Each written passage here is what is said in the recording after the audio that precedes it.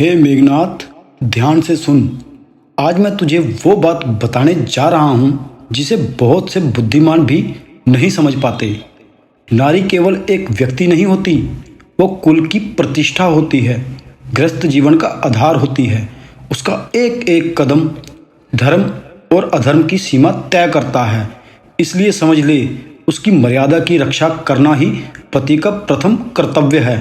हे पुत्र, नारी का हृदय कोमल होता है, भावनाएं अत्यंत संवेदनशील होती हैं। जब उसे अपने ससुराल में अपने पति के साथ पूरा स्नेह और सम्मान मिलता है, तभी उसका मन स्थिर रहता है।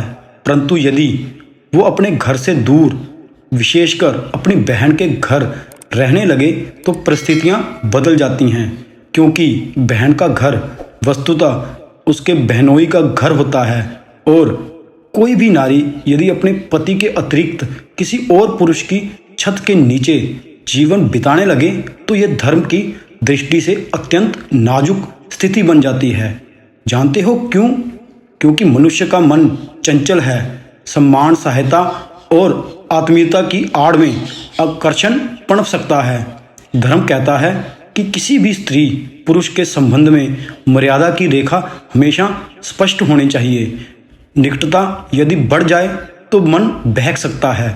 जब मन बहकेगा तो जीवन पथ से विचलन आवश्यक होता है।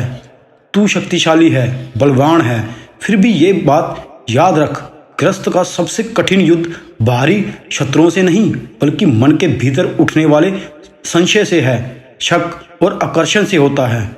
एक बार यदि शक उत्पन्न हो जाए तो वो पवित्र से पवित्र नारी को भी समाज में कठोर शब्दों से नहीं बचा पाता।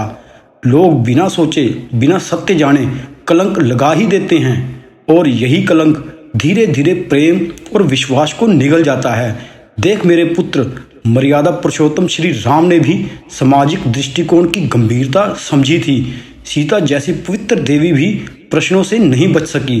ये संसार दोष देखता है, गुण नहीं। इसलिए पत्नी को ऐसी परिस्थिति में पड़ने ही मत देना जहां समाज को बोलने का अवसर मिले। तुझे यह भी समझना होगा कि पत्नी का स्थान उसके पति के पास ही शोभा देता है। वो किसी और घर में रहेगी तो उसका मन उस घर और लोगों से जुड़ने लगेगा। पति का धर्म यही है कि वो अपनी पत्नी को उन स्थानों से दूर रखे जहां कोई शंका भी जन्म ले, क्योंकि पाप वही जन्म लेता है जहां अवसर मिलता है। और समझ ले, अवसर से बड़ा शत्रु कोई नहीं। हमारे राक्षस कुल में अनेक बार नारी संबंधी भूलों ने विनाश को जन्म दिया। स्वयं मेरे जीवन में एक निर्णय ने राम जैसे शत्रु को जन्म दिया। इसलिए मैं नहीं चाहता कि तू वो गलती दोहराए जो मैंने की। अपने कुल की रक्षा करना, अपने परिवार की मर्यादा बनाए रखना, ये विजय प्राप्त करने से भी बड़ा धर्म है। हे पुत्र, तू रणभूमि में अपराज्य है, पर घर की रक्षा इस बात में है कि नारी के चरित्र और सम्मान को किसी भी पराई दृष्टि के सामने ना आने दिया जाए।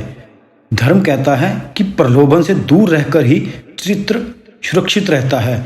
इसलिए पत्नी को कभी भी उसकी बहन के घर किसी अन्य पुरुष की छत्र छाया में ना रहने देना, यही धर्म है, यही मर्यादा है, और यही भविष्य को सुरक्षित रखने का एकमात्र मार्ग है। हे मेघनाथ, याद रख, नारी के सम्मान का पतन पति और कुल दोनों के पतन का कारण बनता है।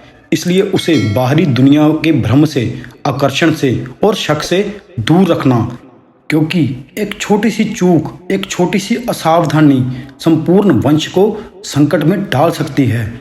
यही उपदेश है तुझे मेरा, इसे हृदय में उतार ले। धर्म के मार्ग पर चल और अपने गृहस्थ जीवन को मर्यादा की नींव पर स्थिर कर। यही तेरे पिता रावण का अंतिम वचन है।